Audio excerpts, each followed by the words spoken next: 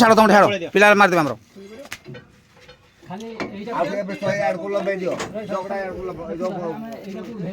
ଜୟ ଜଗନ୍ନାଥ ନମସ୍କାର। ମୁଁ ଲଳିତ ଭାଇ ଅନୁଗୁଳ ବ୍ଲକ ଡ୍ରାଇଭର ସଂଘର ସମ୍ପାଦକ ଦାୟିତ୍ୱରେ ବର୍ତ୍ତମାନ କାର୍ଯ୍ୟ ନିର୍ବାହ କରୁଛି।